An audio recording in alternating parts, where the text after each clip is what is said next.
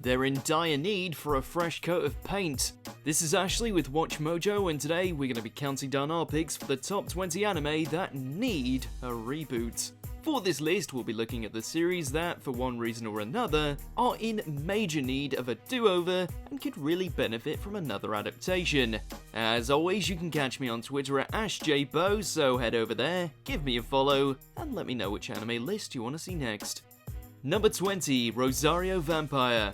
Ah yes, the one where a human attends a school for monsters and inspires the love of countless members of its female cast, while trying to do his best to keep his species a secret, lest he be devoured by his classmates. I'm sorry, I didn't mean to! You bit me! Alas, unlike Iruma-kun, Tsukihime has little to no charm to his name, and spent the entire series not trying to get hounded by the ample bosoms of his ever-growing harem. What's worse is that the series was cut off before the meat of the manga could be adapted, the part that has Tsukihime go full god mode and actually starts to enjoy the attention he's getting. What a missed opportunity, guys. Hey, students! Number 19, Record of Lodoss War.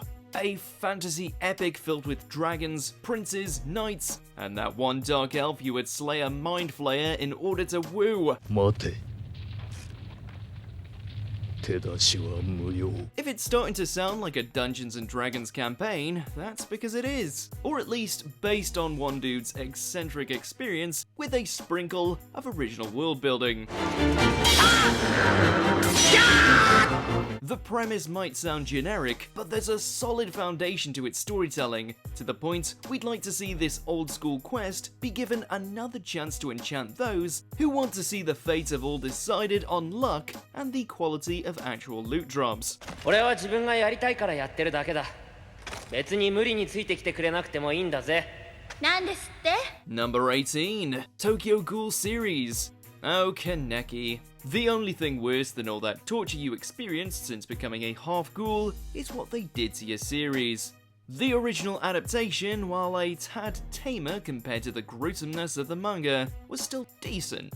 Then Route A came along and messed everything up. Because I'm going to Aogiri. From the anime original direction, mismanaged character arcs, and how it seemed to pick and choose whatever plot points it fancied, it was a jumbled doozy of a sequel. I want answers and you're going to give them to me, got it?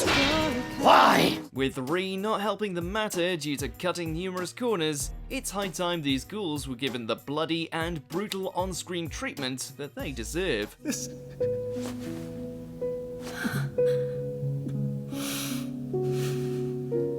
It's heartbreaking. Number 17, Battle Angel. Hey, if a live-action version can succeed, then a gritty reboot featuring the uncut misery, mechanisms, and murder that dominate Alita's world is guaranteed to be a hit. That's impressive. What is? Oh, come on. I'm talking about Zalem, of course. The classic OVA gave us a good insight into this post-apocalyptic landscape, as well as just how hardcore the battles and content could get. The only problem being it was way too short. Give the much-beloved series the attention it deserves, and don't shy away from the risque aspects, and demonstrate what Alita can do when she really goes all out in a brawl.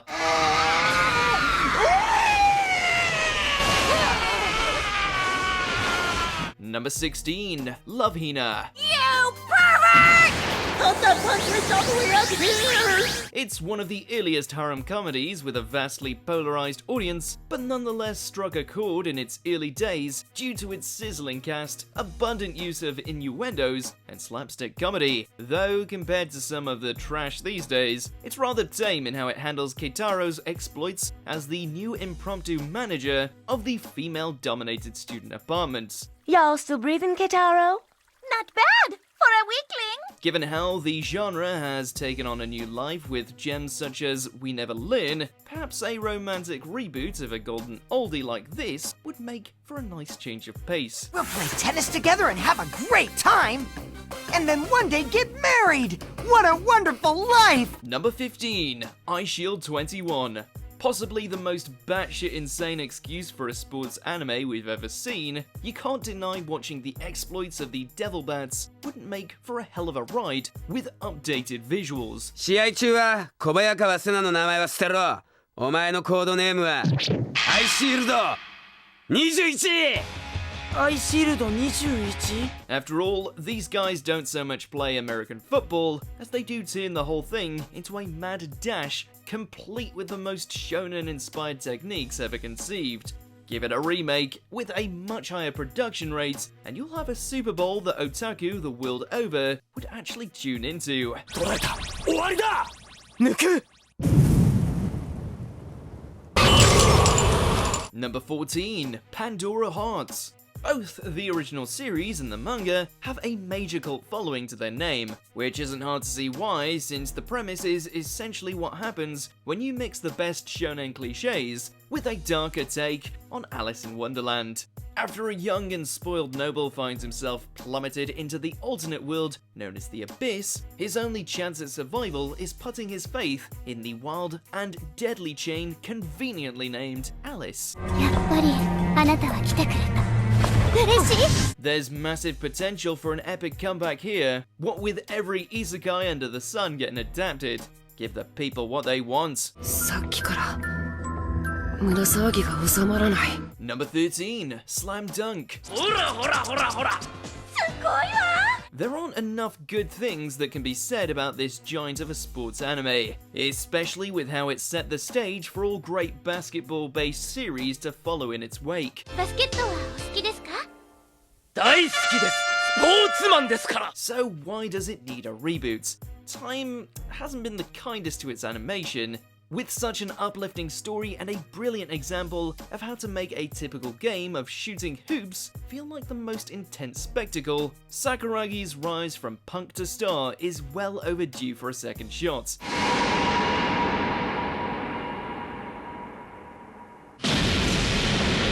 At least this time around, they'd have an excuse to adapt the Inter-High tournament.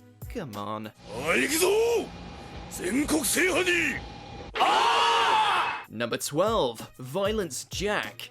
If we can just about withstand the tour de force of emotion that was Devilman Crybaby, then we should be able to handle its spiritual successor, right? Holy shit, the bastard's here! Wildly controversial due to it being set in a post-apocalyptic world where raiders and other vile survivors ravage the land in search of victims, it falls to the equally brutal yet somewhat heroic Jack to save whatever fragments of humanity remain.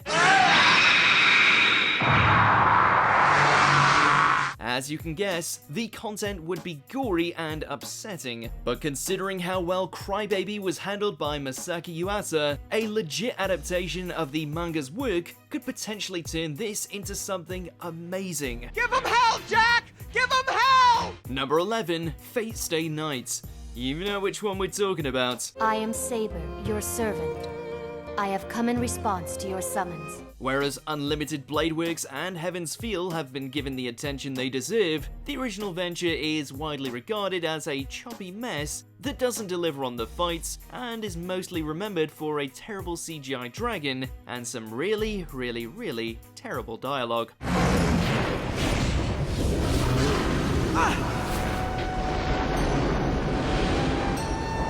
Just let Ufotable work their magic and give the Saber route what it deserves. And by that we mean gorgeously animated battles, exploring Saber's vulnerable side as a romantic option for Shiro, and most vitally, that scene with Rin and Saber.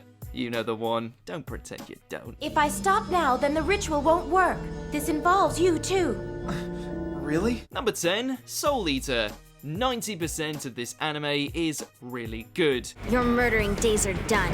Your soul is mine! Solid characters, great banter, a gothic yet light-hearted setting, and some decent battles for the time. Then it got an original ending, and essentially cut the head off the snake. Given the amazing success of Fire Force, go watch it by the way, there's never been a better time for Maka and company to get the redo they deserve. What the? One pumpkin, smashing pumpkin! Can you imagine David Productions putting their A-game into some of the series' most epic moments? Not to mention actually finishing the damn thing without the Deus Ex Falcon Punch. I will defeat you! Number 9. Akame ga Kill.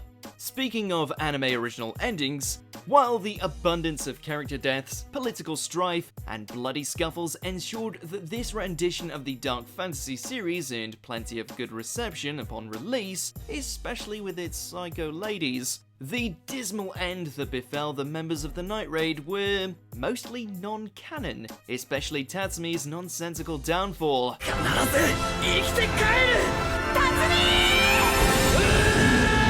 It had a good thing going, yet got its wings clipped too early. Hopefully a second chance would allow it to live up to its gory potential. Or, you know, just give us an Esdeath spin-off. We won't complain.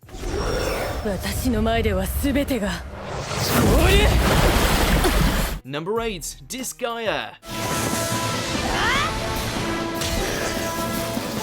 While everyone loved the Disgaea Hour of Darkness PS2 game, we can't exactly say the same about this little adaptation, which is a shame since the amount of demons, air-headed angels, and prinnies practically demands an off-the-wall adventure filled with all manner of fiendish fights. It was a major step down for what fans of the franchise had been hoping for, and did little to impress newcomers. どうです殿下、私が雇った超万能型家来プリニー隊です。超万能あれがか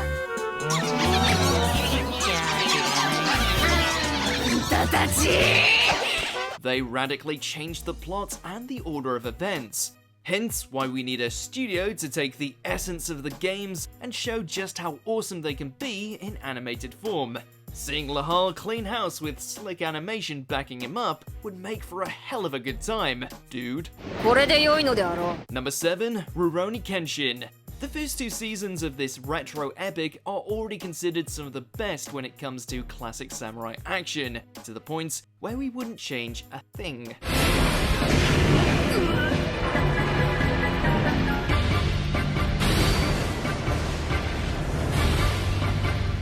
Season 3? Well, that's a different can of worms. Made entirely of filler, this collection of uninteresting episodes totally derailed the Manslayer's journey, with hardcore fans having to seek out additional OVAs in order to see how Kenshin's sword-swinging journey came to an end.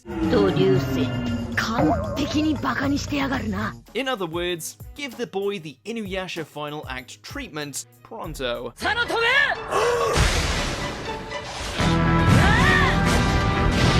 Number 6. Umineko, When They Cry. With the Higurashi franchise due to make a resurgence in the near future, there's never been a better time for Beatrice to make a comeback.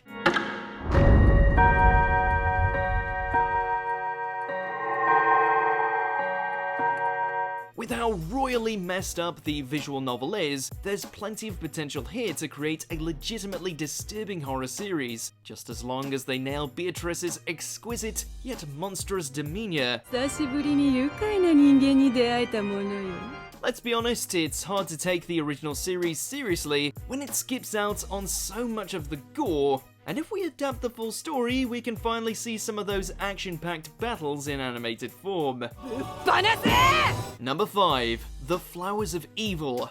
Rotoscoping. One word we will never want to see associated with an anime again, especially if it's purely to try and make the whole thing appear realistic for the sake of being different. It's twice as dumbfounding when you see how it was used on a series famous for its still moments of fear and uneasiness. You have a borderline psychotic student roped in a tale of teenage lust, deception, and other explicit content that demands attention to detail in order to really capture the monstrous nature of the original's artistry. Not something that looks like a cutscene from Phantasmagoria. Number 4. Gantz. What? Well, I'm an alien. You're full of it. Aliens hiding in plain sight, a mysterious black ball taking deceased humans and forcing them to hunt them down, and one guy who won't let a little thing like death stop his desire to get laid. I said get laid. That's what I need. And you said you'd help me, right? Oh, come on! Are you out of your mind? Yeah, Gantz was that kind of show, even if it cut things off before the real crazy could get going. Hence why we feel it's time for the sci-fi shenanigans of Kei, forever thirsty Kurano, to make a return. Hopefully one that bypasses all the censorship and adapts the source material in its entirety. Can you imagine how messily awesome the results would be? At least my view of the world didn't come out of comic books and video games. You're living in a fantasy! Number 3. Berserk franchise. For our book, the original series is a masterpiece in its own right, with the only issue being its cliffhanger ending.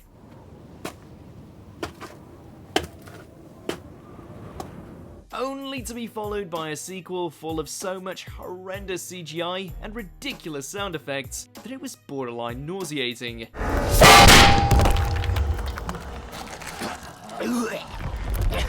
This cannot stand, and while the idea of watching a third adaptation of the Golden Age arc might sound painful, if it means giving an authentic recreation that encapsulates the dark, vicious nature of the source material without cutting any corners, we're willing to take it. At this rate, Miura's actually going to finish the manga before we get a decent anime version, and that is saying something. カリオの旦那も好きだね。 Number 2, Tsukihime. We know, there's no Tsukihime anime, but maybe there should be. Just as long as it's not a condensed, confusing cantaloupe of cringe like that adaptation we got the first time around.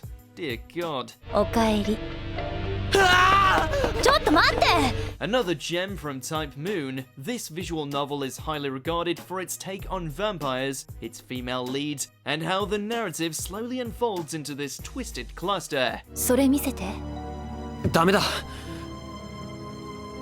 これは大切なものだから。If Ufotable are determined to continue their consistent adaptations from this company's work, they might want to make this their next project. We'd hate for its only legacy to be this. Before we continue, be sure to subscribe to our channel and ring the bell to get notified about our latest videos. You have the option to be notified for occasional videos or all of them. If you're on your phone, make sure to go into your settings and switch on notifications. Number 1, Kinnikuman. Ultimate Muscle may be the more recognizable series, the one that somehow came out of the 4Kids censor machine relatively unscathed. Well, aside from all the gore being gone. However, there's a whole world of intergalactic wrestling out there just begging for the chance to relive its glory days.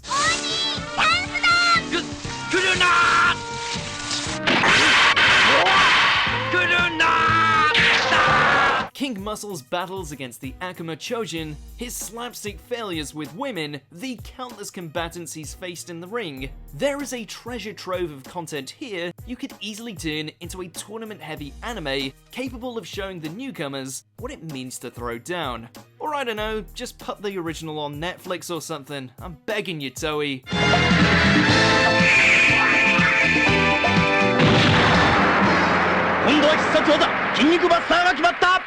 Do you agree with our picks? Check out this other recent clip from WatchMojo and be sure to subscribe and ring the bell to be notified about our latest videos.